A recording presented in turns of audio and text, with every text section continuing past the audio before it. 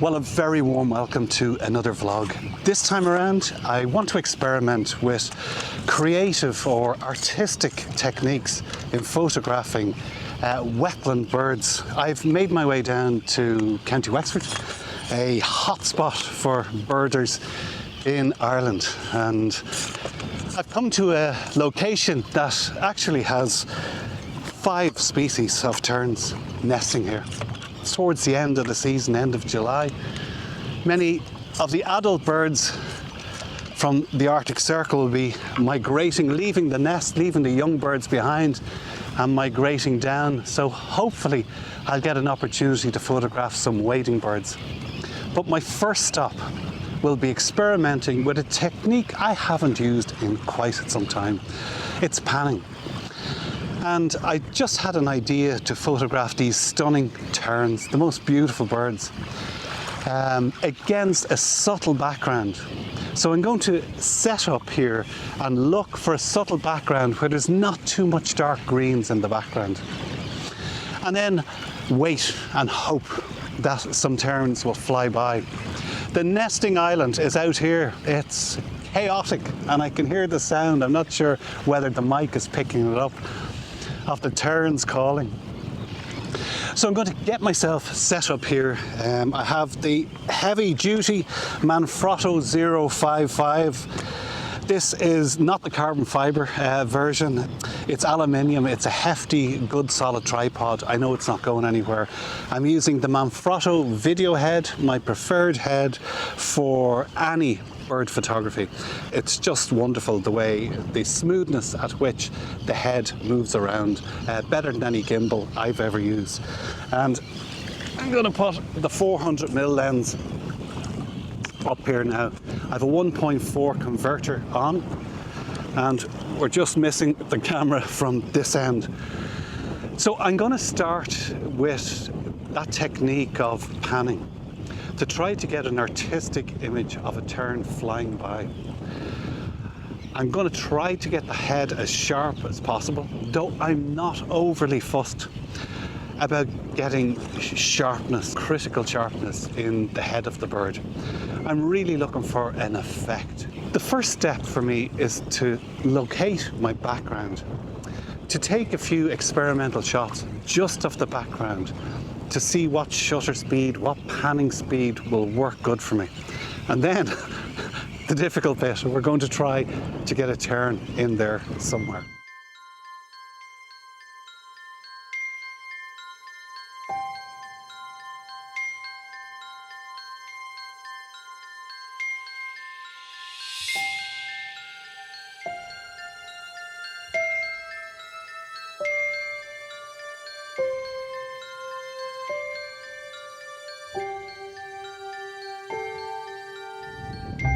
So this is proving more of a challenge than I had anticipated.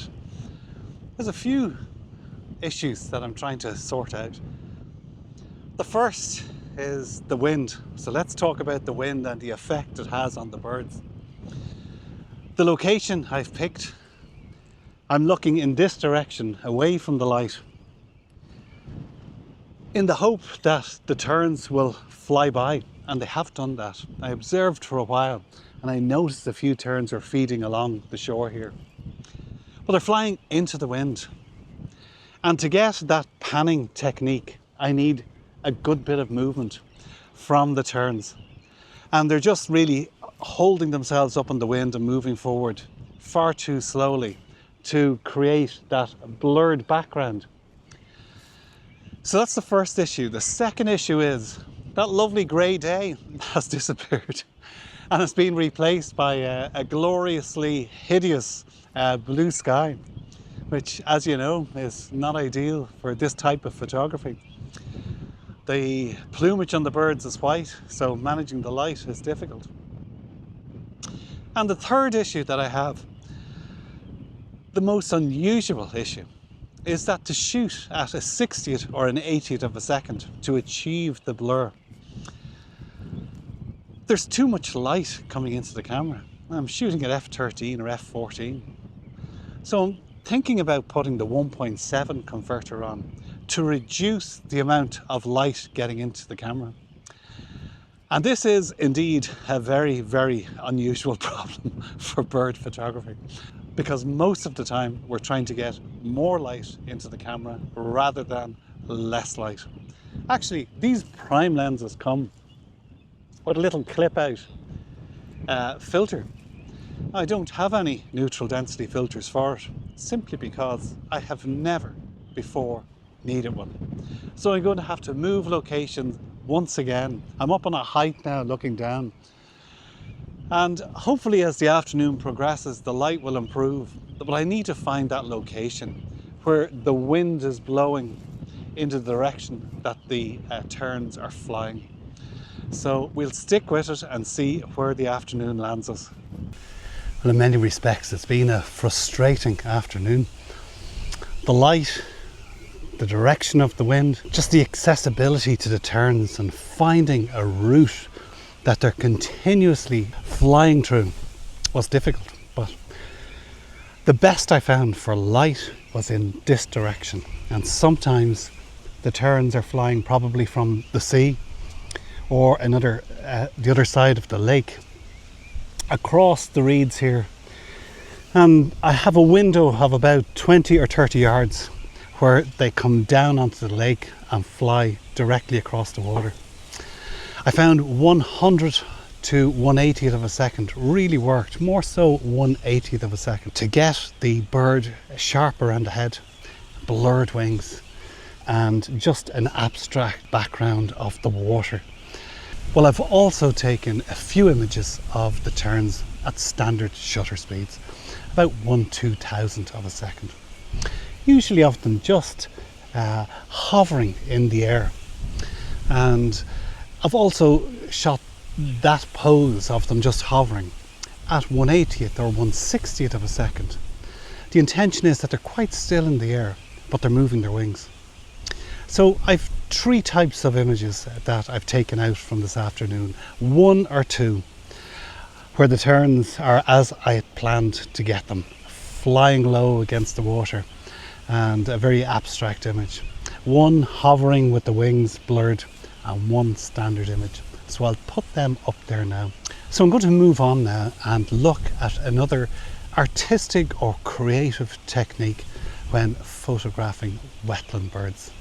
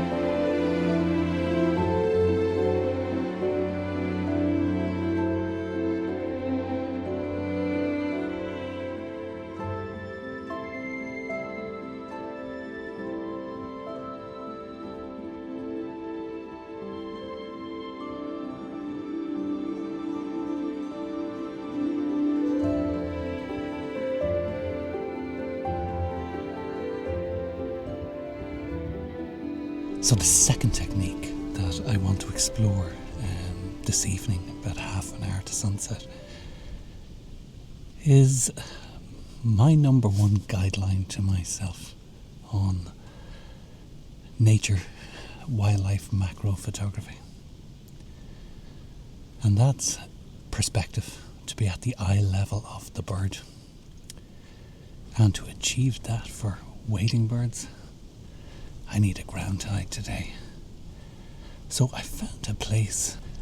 I've no birds in front of me now, but there's plenty of prints around the sand.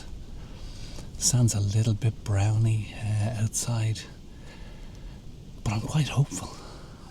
But this will be a waiting game. Now I've brought the camper down with me tonight and parked a few 100 metres up the road. So I'm going to leave this ground tide overnight. I'm going to stay here for the next hour until the light fades, make my way back to the camper, cook a nice bit of food, and then come back down here early in the morning, because I'll have a side light in the morning. If a bird lands in front of the hide here, I think I'll get some nice shots. Now the artistic technique, above and beyond perspective being at eye level, is opening up to f4. And when you get close to a bird, you can blur the foreground, blur the background, and have a very artistic image. So that's technique number 2 that we'll explore.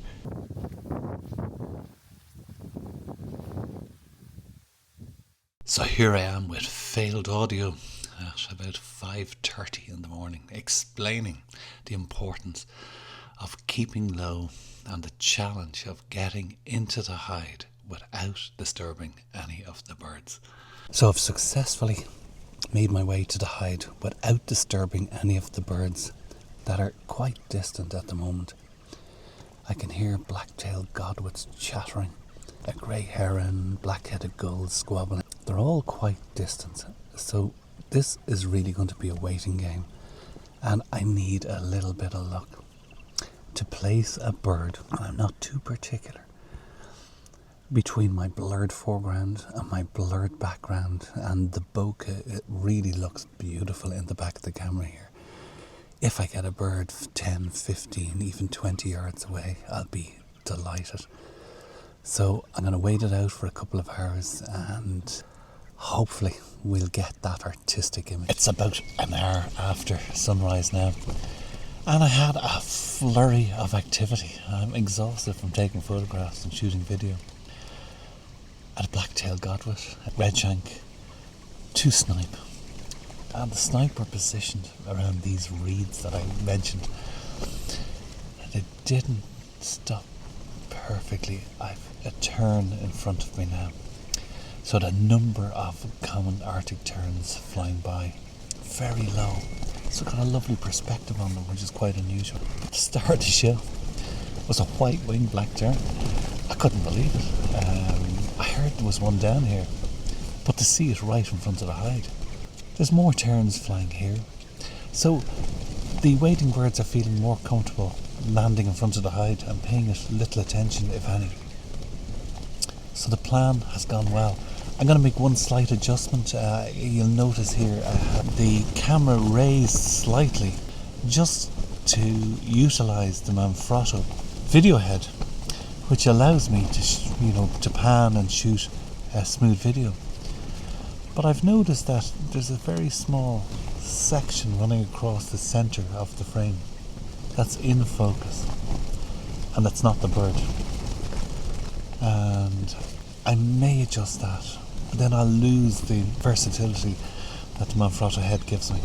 Well, lying down on the hide after 2 hours just got the better of me. I turned onto my back and scrunched my fleece up to form a pillow, and that helped matters. But my time is up in the hide this morning. But there was certainly some highlights from this morning's shoot. The artistic and creative image that I was seeking by moving the camera from the very low Manfrotto video head onto the ground made a huge difference. I took off the 1.4 converter, switched to 2.8, and just focused on the background with the black-tailed godwit, red changa in the foreground. So I'm going to leave the vlog there. I very much hope you enjoyed joining me to explore those two techniques, those two creative and artistic techniques in capturing our bird images. Thanks so much for watching, and until next time, wherever the road may take us.